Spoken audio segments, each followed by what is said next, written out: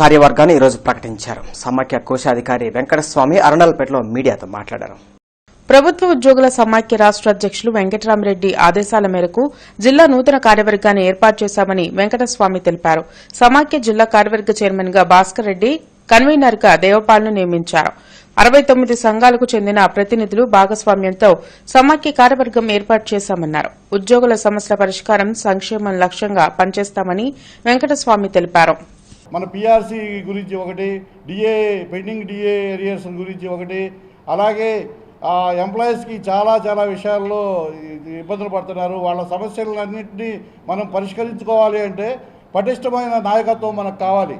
పటిష్టమైన నాయకత్వం మనం ఉన్నప్పుడు అవసరమైతే ప్రభుత్వంతో వాళ్ళని మన రిక్వెస్ట్ చేసుకుంటా, అవసరమైతే డిమాండ్ చేసుకుంటా మన సమస్యలను మనం సాధించుకోవాల్సిన అవసరం ఉంది. కాబట్టి ఎవరైతే ఈ రోజున మనకి ఈ నూతన కార్యవర్గంలో చైర్మన్లుగా, జనరల్ సెక్రటరీగా ఉంటారో వాళ్ళకి వెనక మేమందరం, మిగిలిన అసోసియేషన్లు అందరూ ఖచ్చితంగా సపోర్ట్గా ఉంటుంది.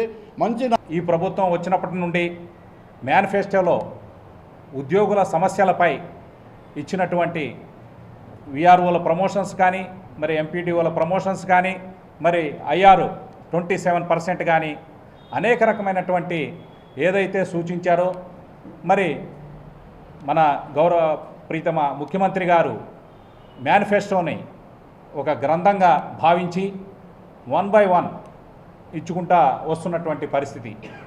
డిఏలు కానీ ఇవన్నీ కూడా ఏపీజీఎఫ్ సంయుక్తంగా సారథ్యంలో మరి ప్రభుత్వాన్ని మెప్పించి మనకు ఉద్యోగస్తులకు కావాల్సినటువంటి సౌలభ్యాలన్నిటిని కూడా 1 by 1 చేసుకుంటూ వస్తున్నారు. అందులో భాగంగానే జరుగుతూ ఉంది. గుంటూరు ఛానల్ను పర్చూరు వరకు పొడిగించాలని కోరుతూ పాదయాత్ర చేసిన రైతులకు హోంమంత్రి మేకతోటి సుచరిత